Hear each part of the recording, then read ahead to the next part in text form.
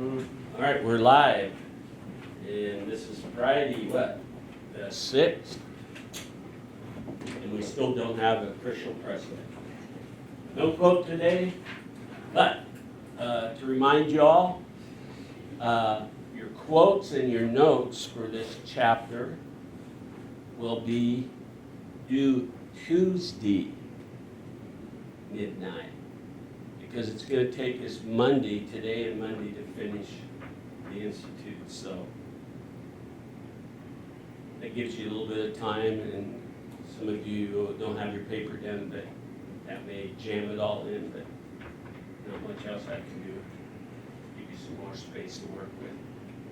Okay, the Institutes of Calvin, and in your textbook, they're listed as chapters. But there are 4 of them, and we're going to go through number 2 today. We went through number 1 the other day. Okay, and it is entitled, and you definitely should have these 4 listed, and then however you want to do it, and then have space for notes underneath it.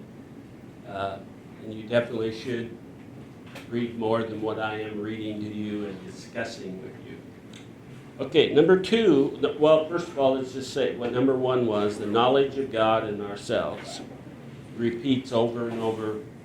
In order to know God, we need to know ourselves. In order to know ourselves, we need to know God. So it's something that he projected in his writings over and over and over. Okay, number 2, what it is to know God. The tendencies and the substance. There's got to, what he's saying basically, there's got to be some factual substance. There's got to be some things that you just have to believe by faith, but there is substance and proof. So once again, the title is What It Is to Know God, the Tendencies and the Substance. And he writes in his textbook what it is to know God and the tendency of this knowledge. Okay, so here we go. And he has this in 2 sections, and to paraphrase those, is the knowledge of God the Creator, and how do we know the substance of this knowledge, and how do we make use of it. And then he refute all those bad things out there that religion has not necessarily caused, but people accuse religion of making up. So I'd like to start out at the top of page 242. I want to read the first couple of sentences. And this is him speaking through the interpretation, of course, at the end of the text by the writer. By the knowledge of God, I understand that by which we not only conceive that there is some God, but also apprehend what it is for our interest and conducive to his glory, what, in short, it is befitting to know concerning him. So he's saying there is a God, and everybody has a God. And he made hint to that last chapter also, or the last institute. Then moving down towards the bottom of the page, my meaning is this: we must be persuaded not only that that he once formed the world, so he sustains it by his boundless powers, governs it by his wisdom, preserves it by his goodness, in particular, rules the human race with justice and judgment, bears with them in mercy, that's common people, shields them by his protection, but also that not a particle of light or wisdom or justice or power or rectitude or genuine truth will anywhere be found except through him. That's what the next one. What does not flow from him, which is not the cause In this way, we must learn to expect and ask all things from him, and thankfully ascribe to him whenever we receive. Thank him at all times. Okay,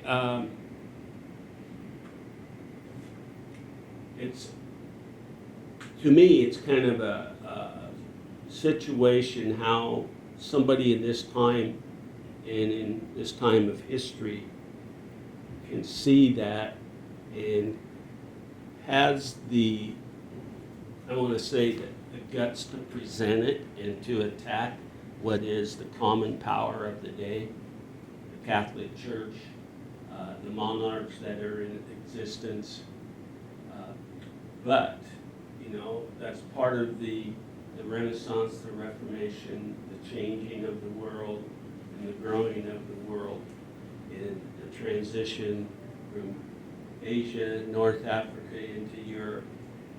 And he just happened to be at the right place at the right time. And thankfully, other people picked up on this, like Martin Luther, for example. Okay, now his second point, skip over to page 243. It says, number 2, I'm going to paraphrase a little bit. For those, therefore, who's considering this question and propose the inquiry, what is the essence of God?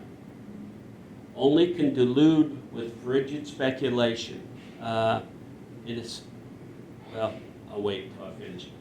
It being much more our interest to know what kind of being God is what things are agreeable to his or by his nature. For of what use is it to join Epicurus and not acknowledge some God who has cast off the care of the world and only delights himself in the ease?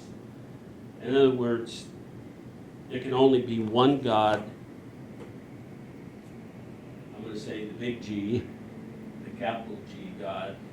There cannot be other gods that can do this. And he's questioning, trying to convince you of that. Continuing, what avails it in short is to know a God with whom we have nothing to do with, or we have nothing to that can affect our knowledge other than storytelling, the Bible, the passing down of information.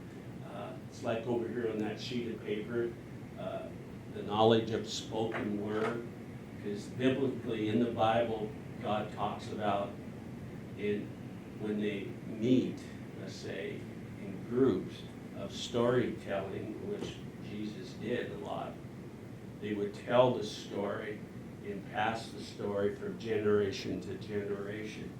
So through different means, later more writing of it becomes more of its written word, spoken word, and the acting word is what he gets back to. Okay, moving on again, just the same area. The effect of our knowledge, rather, ought to be first to teach us reverence and fear, and secondarily to induce us under its guidance and teachings to ask every good thing from him, and when it is received, ascribe it to him. You all know what ascribe means? To ascribe it, to give credit to, and to acknowledge it, and to thank. I don't always get the job done, but every morning when I pray, I try to thank God for just being alive again, but to help me through my day and to be a better person. And I repeat a lot of things because I don't feel I'm doing a good job, but it's important. And that's what he's saying.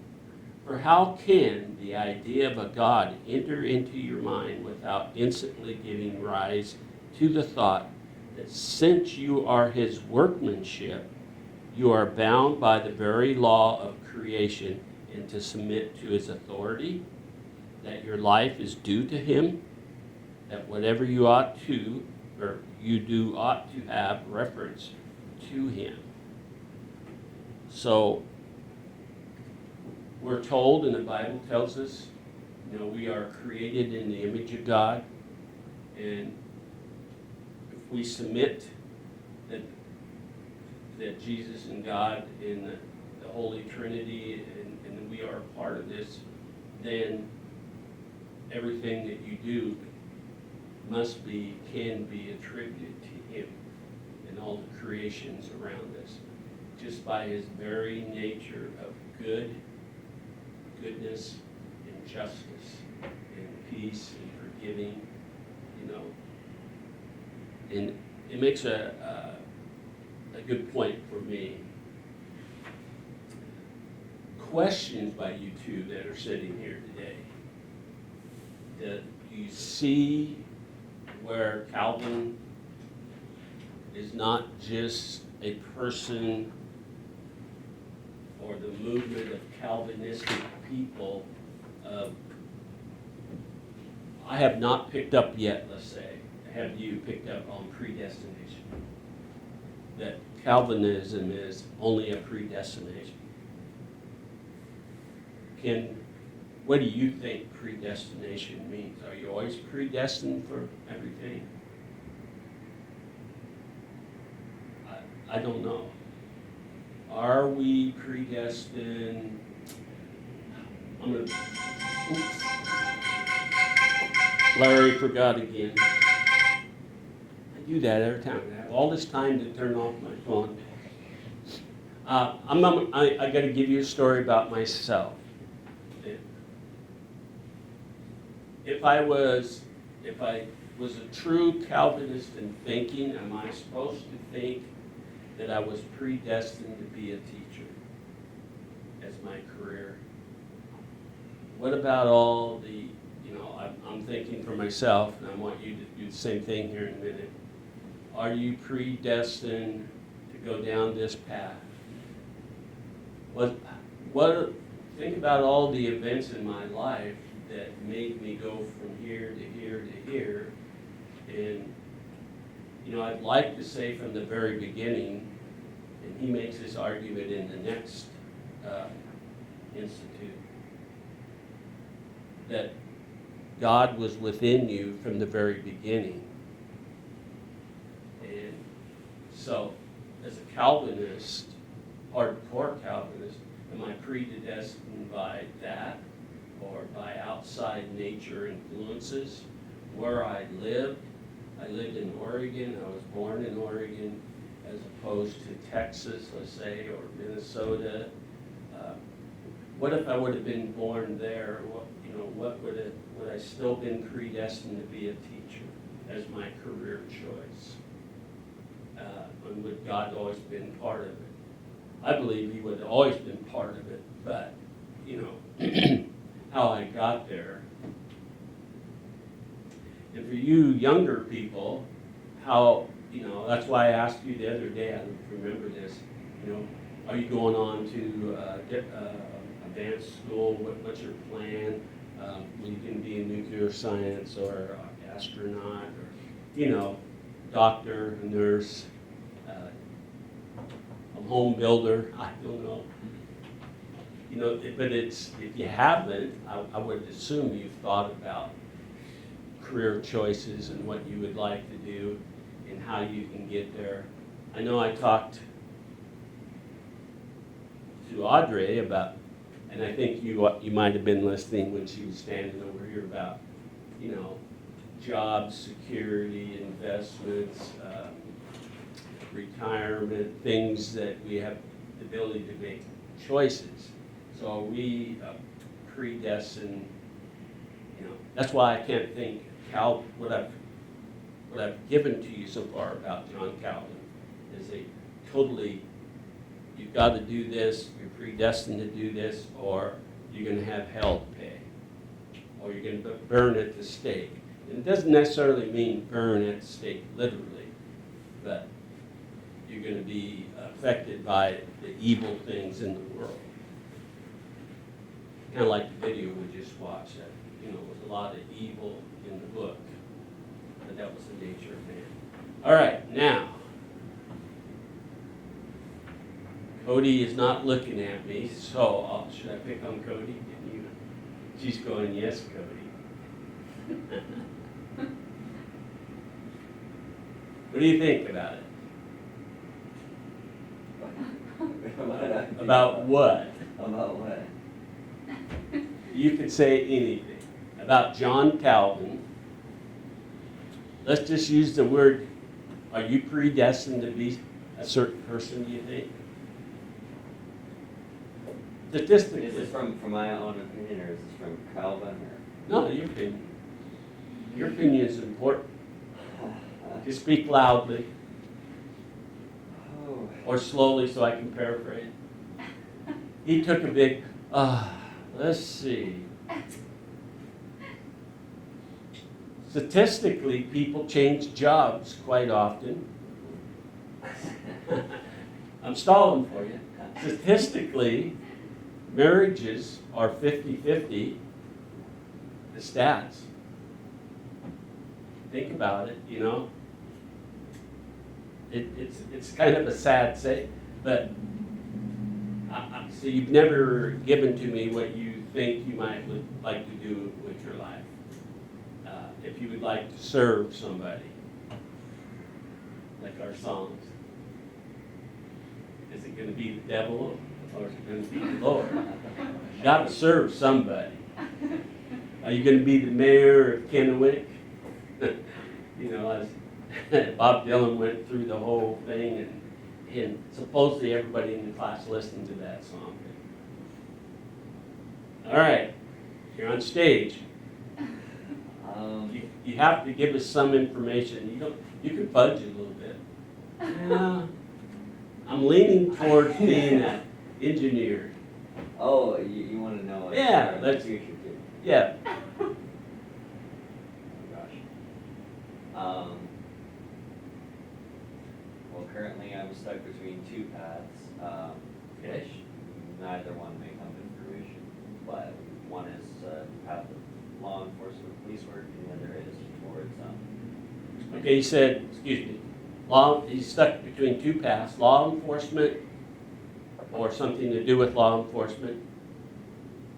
You know, there's a lot of things other than just being a police officer.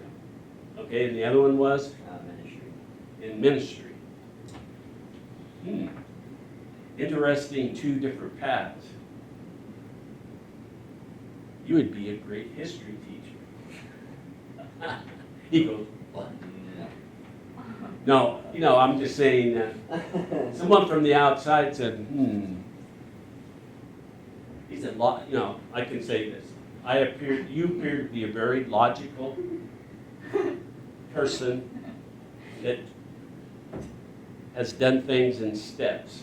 You're helter-skelter in a good way. Oh, really?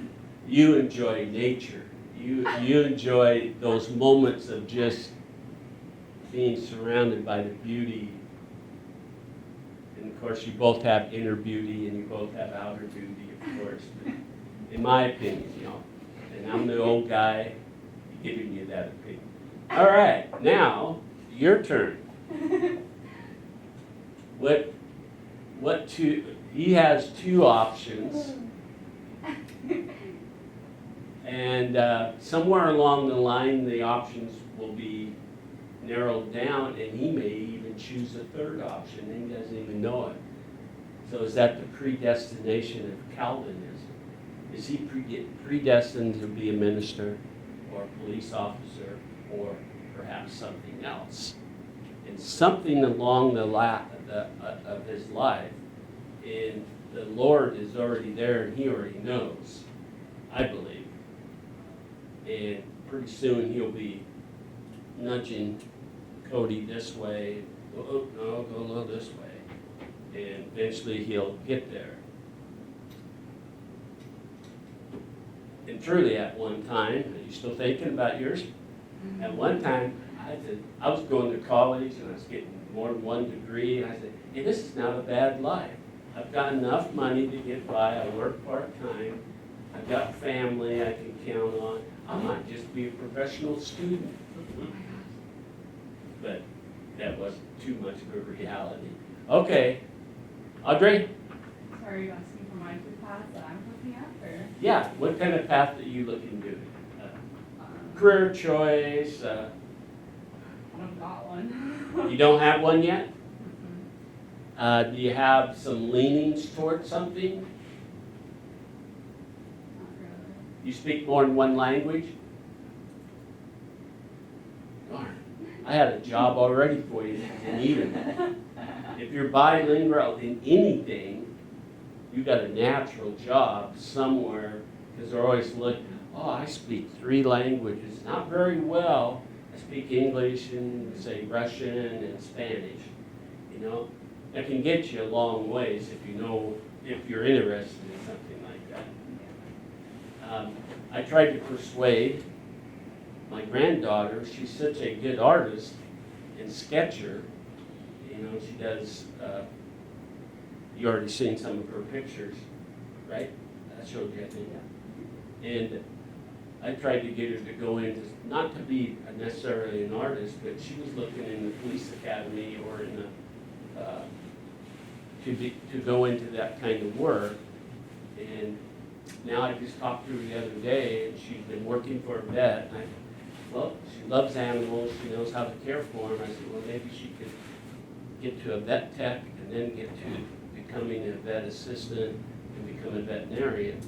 Well, now she's told me she's changed her mind again in another direction, which, you know, only you can answer for. And Audrey, you know, somewhere along the line,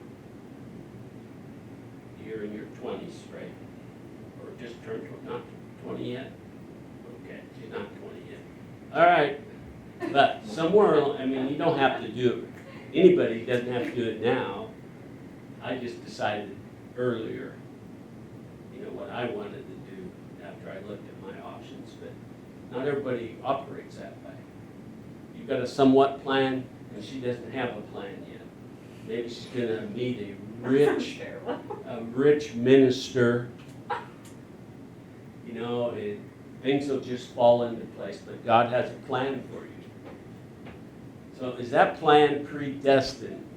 And John Calvin, strict John Calvinists believe it is. Okay? John Calvin is more pious and open-minded to all possibilities, but John Calvin also believes God is the center of those. So there. Now, our next institute is it's called Knowledge of God Naturally Implanted in Our Minds. Just want to give you a little, before we do that one on Monday. We're going to do the last 2 on Monday. But is implanted in our minds, meaning for him that God is already within us as we're being conceived and as we're being formed in our mother's womb. God is there already. We're part of that already. The moment we are conceived. And he goes on and explains how that works a little bit and how it works later as you grow in life and as you may be changing careers.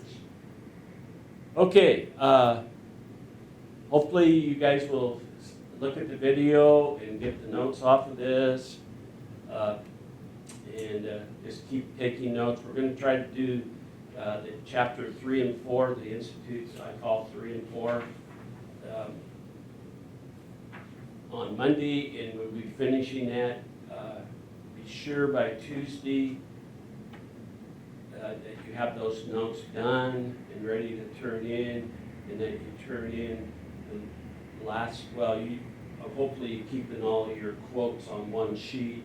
You'll just turn it in again or text it to me or send it to Populi to me, and I can check them off. Another 13 easy points. Okay, I am done, and you may turn off the camera. I'm turning off the sound. Well, I still have some. Thank you. Whoops, light's still red.